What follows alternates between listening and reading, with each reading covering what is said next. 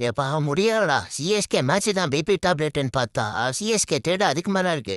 நம்ம எம்ஏ பாருங்க சத்தமே நம்ம 2 ட்ரேடு பண்ணிட்டாங்க. ஆனா நம்ம காசி தாத்தா இன்னும் தான் வாய் இழுத்துட்டு இருக்காரு. அன்அஃபிஷியலோ அஃபிஷியலோ கன்ஃபார்ம் ஆயிடுச்சு. நம்ம ஜட்டு ஆர்ஆருக்கு போறாரு, சாம்கரனும் போறாரு. நம்ம சஞ்சு சாம்சன் சிஎஸ்கேக்கு வராரு. அஃபிஷியல் நியூஸ் தான். வேற வழியே இல்லை, இதான் நடக்க போகுது.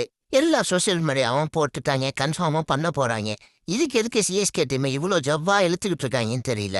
இன்னும் 2 நாள்ல தெரிய போகுது, வெயிட் பண்ணி பார்ப்போம். காசி சார் கஷ்டப்பட்டு 2 பால்ல 10 ரன் அடிச்சு கொடுத்து சிஎஸ்கே கஜாவதுக்கு இப்போ வாங்கி கொடுத்தனே, அது உங்க கண்ணுக்கு தெரில? எப்படி நேக்கா கட்டி விட பாக்குறீங்களே இங்கப்பா. இது என்ன புது அப்டேட்டா இருக்கு? நம்ம மேக்ஸ்வெல் சிஎஸ்கேக்கு வர போறாராம். ஏற்கனவே நடந்து முடிஞ்ச அப்டேட்டு என்ன ரிலீஸ் பண்ணாம இருக்காங்க நம்ம சிஎஸ்கே. அதுக்குள்ள வெறும் ரூமர்ஸா கிளப்பிட்டு இருக்கு.